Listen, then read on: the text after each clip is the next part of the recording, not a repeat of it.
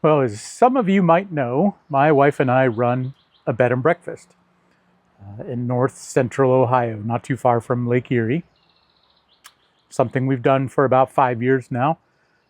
We did this because we felt compelled to serve people. We thought this might be a way for us to uh, just love people, serve people, give them a place of peace, comfort, rest from the crazy world. Um, what it does for us is it makes us uh, have less rest and be a little bit uncomfortable. This is not an area that we ever thought we would explore in our lives or something we would do in our lives. But here we are. We run a bed and breakfast. It's in an 1890s Victorian mansion. Um, so you can imagine something on that scale and that old. It always has something going wrong. Something always needs repairs. And so that's what I want to talk about today a little bit. Um, there are two really critical components when you run a bed and breakfast. The first is a bed. You need to have beds. You need to have a place for people to sleep. Pretty straightforward. I bet you can guess the second most important part of a bed and breakfast. Breakfast. Breakfast is an important part of staying at a traditional bed and breakfast. So yeah, we do make breakfast for our guests. We make it from scratch. It's a homemade breakfast every morning. Just kind of depends on what our guests' dietary needs are. We set the menu, and here's what we're offering today. And we tell people to come down and enjoy breakfast. So we had guests at our bed and breakfast last weekend, and they were here for 3 nights: Thursday night, Friday night, Saturday night. So you can imagine my surprise on Sunday morning when I went to make breakfast and I opened up the refrigerator and I was like, this doesn't seem as cold as it normally is. Everything was cold. It was plenty cold to serve and everything, but I was like, this doesn't seem right. But I could hear the refrigerator running. Everything seemed to be okay. So I didn't think too much about it at that point. It wasn't until I went to go get ice to put in the glasses. We always have ice water available on the table. And I went and I filled up the scoop with ice. And I thought, boy, this ice is awful runny. And at that point, then I kind of just touched, we had some ground sausage frozen in the freezer, and I touched the top of that, and it was starting to thaw. And I was like, at that point, I was like, uh-oh, I've got something going on with my refrigerator. Now, luckily, I was able to serve breakfast. Everything was, like I said, was definitely safe. The temperatures were fine. But that, of course, put my brain into a new level of problem. Now I've got to figure out what's going on with my refrigerator. And if you've ever experienced something like that, you don't necessarily have a ton of time because you've got things that are perishable and you've got to figure out, what are we going to do now? I've got a freezer full of food, all kinds of beef and meat and that kind of stuff, and a refrigerator that's obviously full of perishable goods. So I kept everything closed because I knew, okay, our guests are going to leave within an hour or two, and then I can really hunker down and try to figure out what's going on. So the time I'm entertaining our guests or talking to them, in the back of my head, I'm like, what's going on with the refrigerator? I've got to solve this problem now, because that's, I don't know. Most men are fixers, and so immediately I'm like, I've got to fix this problem. And so I was distracted the entire time. So let's take it a step further. This was not a problem that I really needed to deal with right now. I have been out of work for almost 18 months now. And so when you're out of work for 18 months, that's a challenge. We still run the bed and breakfast, but the bed and breakfast doesn't cover all of our bills. So there's that added level of stress of, trying to find work, trying to make things work, try to get our other businesses going. We have a number of small businesses, and we've been able to sort of keep afloat, but we can't really handle a giant unexpected expense right now. So when the refrigerator comes along and does what it does, I ran smart diagnostics. The refrigerator said it was fine. Everything was working fine, but obviously it wasn't. The temperature was dropping. Things were melting. So circle back to that. I scrambled around and I started just emptying the refrigerator. I'm like, it's a great time to clean out your fridge and your freezer, by the way, when it dies. So we started going through that process. And so emptying the fridge, emptying the freezer, trying to figure out where everything is going to go. And then the whole time in the back of my head, I'm like, God, why are you doing this to us now? Because not only have I been out of work for almost 18 months, I've been in the hospital for 3 different things in that same time frame, that same span. A number of different things, all unexpected, but 3 different surgeries as a result of that. Uh, and so, of course, you have now, not only are you out of work, you have these massive medical bills that are coming in. You know, you have insurance, whatever, but you've still got to pay a percentage of that. And everything else that goes on in life and the expenses that go on. Of course, in the world we're in right now, everything is more expensive, right? So you've got to pay for all kinds of things. So I can't take the hit of this refrigerator. So in that moment, I was kind of frustrated with God. I was like, I have been praying for months to find work if that's what He wants for me. I can make another video about that at some point. Like, I keep looking for jobs. I've applied for a number of jobs where my resume has been a perfect fit. For those of you who don't know, my background is in tech. I've worked the past 10 years for a Silicon Valley tech company. Naively thought that when I lost my job, it would be relatively easy to land another job. But I've also learned that once you turn 50 years old and you have close to 30 years of experience, people see you as either antiquated or too expensive, or you just become untouchable. And then, of course, you factor in the longer you're out of work, now you have this gap. And for some reason in our culture, you can't not work for a period. Otherwise, people think you've forgotten everything you know, apparently. I'm not sure what that's about, but heaven forbid you take time off for yourself. That's a whole nother video, coming up with content left and right here.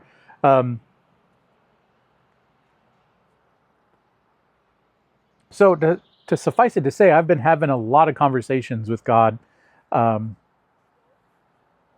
to be frank with you, like, there have been times I've been confused, and it's okay. Like, there are people that, like, you should never feel angry at God. You should never feel confused at God. You should always be in complete trust and have complete faith and blah, blah, blah. And I'm sorry, but if you're a human being and you have lived for a few years, you will have doubts at times. And God even says doubts are okay. We're not necessarily supposed to put our God to the test, but it's okay to ask God questions, to say, why is this happening? Why are you allowing this? And a lot of that invites deeper introspection with yourself, and for you to understand, well, why do I believe the way I believe? Where does this come from? Throughout all of this, though, I can say that I've had a lot of peace through this. Like, the old me 20 years ago would just be a basket case. I would be completely freaking out because I don't know what I'm going to do. Money's running out, or has run out.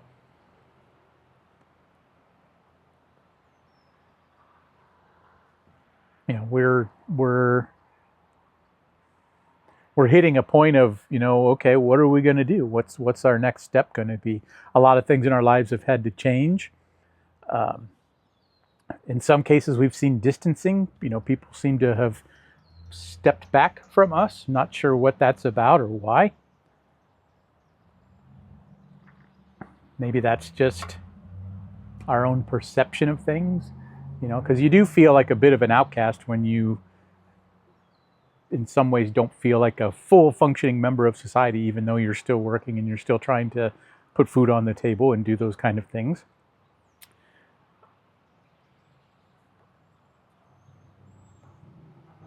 But anyway, back to the refrigerator, because that's what this is all about, right? So as I'm going through this chaos of trying to figure out where I'm going to put things in the refrigerator, I was able to put it all away. I was able to get everything put away with a minimal loss of food. I'm talking, we might have lost $25 worth of food. So in the grand scheme of things, no big loss at all, considering we had hundreds of dollars of frozen foods and things like that in that freezer. So I was thankful for that. And I was thankful to God. I was like, God, thank you for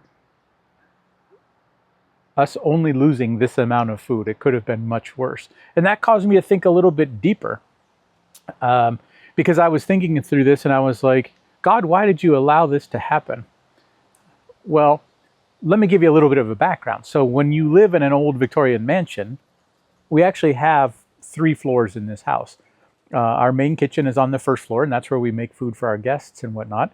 We also have a second kitchen on the 3rd floor, a full kitchen, minus a dishwasher. So there's a refrigerator up there, and that refrigerator is mostly empty. We don't cook up there, but we have a refrigerator up there for, just drinks and things like that, because it's, when you live in a 3-story house, you do not want to be climbing 38 steps all the time to get a drink of water, or keep your coffee creamer up there, or that kind of thing. So we have a second refrigerator upstairs.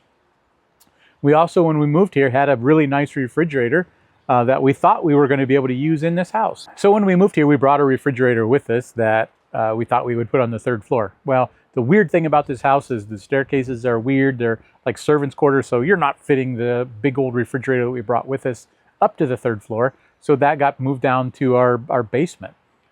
So we have a refrigerator in our basement. And that pretty much keeps beverages in there. That's mostly beer and wine and that kind of stuff. But of course, another freezer. And then the final oddity is we have a carriage house on our property. That is where our garage is, but it's also an Airbnb for us. So we have our traditional bed and breakfast, and we have an Airbnb out back. That Airbnb has 3 bedrooms, a full kitchen, living room, bath. So there's another refrigerator out there. So between those other 3 refrigerators, I had room to store everything. In fact, I was able to fit everything in the refrigerators in this house, and all I put over in the refrigerator in the carriage house was a large box of individual pats of butter that we keep in the freezer for serving for our guests. So I was like, wow, that's kind of a blessing. Pretty amazing that we were able to do that. It was in that moment that I realized that God had already solved this particular problem for us before I was aware that there was going to be a problem. And it's kind of weird to say, but that kind of like blew my mind in that particular moment.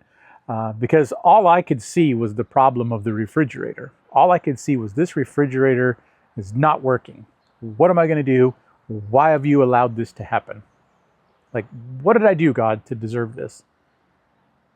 But God and His provision had already provided a solution that I was blind to and unaware of and didn't even think about and didn't even consider. And when I stopped after I was done moving everything around and was amazed that we basically was able to put all the food away and only lost a little bit, I was like, what a remarkable God that we serve. That in this process, He knew at some point this was going to be an issue and had already solved the problem. So it was in that moment I realized I had a decision to make. I could choose to wallow in the situation of, oh, woe is me, my refrigerator's broken. Or I could rejoice in that the God of the universe has provided other means for me. And it caused me to think a little bit deeper, because then I'm like, if God can care enough to satisfy this problem in advance with these other refrigerators that I was blind to, how many other ways is He going to take care of me? And He is able to take care of me and has already preemptively taken care of things for me. And if you can put your mind in that situation and start to see what God can do and does do for us, even though we're blind to it, that's where you can really start to have a sense of peace in that your God does care for you in the minor things in life, the very small things. In the grand scheme of what's going on in this world, that refrigerator is not a problem. I'm sorry, it is not a problem. It's an inconvenience, and it's a, I always use the term first world problem, and if there's ever a first world problem, it's that, especially with the solution that I was already given. And so I needed to reframe myself and realize just how powerful my God is, and that He is full of provision for taking care of me. And I need to lean into that and trust with that. That's hard. I'm not saying it's an easy thing to do.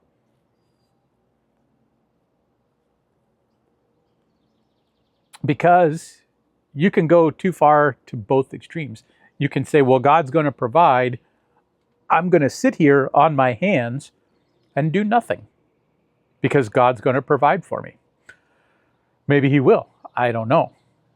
But I also know that me not doing anything doesn't glorify God and doesn't serve God. And I think that I am supposed to be an active participant in what goes on in my life. And so I can't just sit and wait on God, but I can trust that God will provide and that God is in control and that God will take care, but I have a part to play. So that's why, as I go through this 18-month period, I have a lot of conversations with God, because I don't know whether I'm supposed to push on this door or try this thing or do that thing. But what I do know is if I push the door and the door doesn't open, well, I'm probably not supposed to go that direction. Try another door. Look for a window. Look for a trap door. Who knows, But you're supposed to keep trying things. And so that's what I'm doing. But I also know that he will provide, and he is taking care of me. And in my 50 years of living, I have gone through some things. I've gone through some real life struggles and life challenges, just like everybody will eventually. Everybody at some point is going to go through your trials and your tests and your tribulations. And if you're a Christ follower, I guarantee you they're coming. If you haven't experienced them yet, you're going to feel them.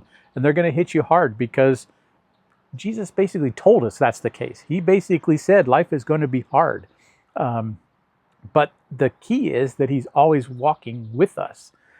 And so that's where I get peace from this. Now, I do still pray every morning about the situation. And I ask God, where is the income going to come from? Show me how you're going to provide, because my faith does waver. I'm not going to say that I am just all in 100% of the time. Sometimes anxiety gets me, and sometimes anxiety takes over. That's part of the human experience. That's part of having the sinful fallen nature, is that sometimes we do drift away. If you're like me, when things are good in your life, God can sometimes become an afterthought. Not that we don't disregard him or ignore him, but we're all of a sudden we think, hey, I got this. I'm in control. I'm in good shape. And then sometimes that's why I think God allows things to happen to us, to draw us closer to him. I can tell you that in this period of my life, I have been drawn closer to God. I've always felt like I've been close to God, but this is a tough time. And so I've been pulled closer. So all that to say is, right now, I'm just thankful for a dead refrigerator, because that dead refrigerator reminded me of the love that God has for me and the care he has for me and the provision he is providing for me, and that he is faithful and he is trustworthy. So the cool thing about this whole thing is that refrigerator, it's 4.5 years old.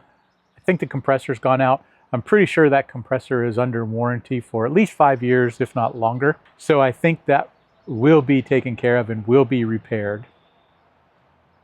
I wrote something. I'm going to read something because I knew I can't remember it, but I wrote down, and I called it the parable of the refrigerator. We need to look not for the blessings in the future, but the ones that are already around us. We're always looking for God to drop new things in our path. However, we're often blind to the things he's pre-staged for us to take place in the future. So in this case, having those other refrigerators here to help solve that particular problem. I want to leave you with one verse. That's Psalm 100, verse 4. It says, "Enter his gates with thanksgiving and his courts with praise. Give thanks to him and praise his name. For the Lord is good, and his love endures forever. His faithfulness continues through all generations." So that's just a reminder of the provision that God has. He loves for you. He cares for you. He will take care of you. He will not abandon you. Even though at times it may feel like that, it may feel like he's gone quiet, it doesn't mean he isn't working on your behalf and isn't planning things and isn't setting things up in front of you to be ready for you in the future. So take solace in that and lean into that. And then as you go through life, look to the past and look for the things that he's already pre-staged in your life to help you when you least expected it. So this cigar, if anybody is curious, it's a Rocky Patel. It's an old one. Pulled it out of the humidor. It is, I don't remember the exact one. It's the Honduran Classic is what I have on there. It's pretty flavorful. It's a box pressed cigar. Perfect on this kind of overcast morning. So hopefully you found this maybe useful. I don't know. It's good therapy if nothing else. Feel free to leave a comment below. I'd love to hear your stories of where God has provided for you and had probably pre-staged things and you didn't even realize it until it was supposed to happen. So if you've had those experiences, let me know. If you would share this video, if somebody could use some encouragement and just use a reminder that God cares for them, that would be fantastic. And finally, if you found this useful, hit the like button so I know if you want me to keep making videos like this. And otherwise, I will see you in the next video.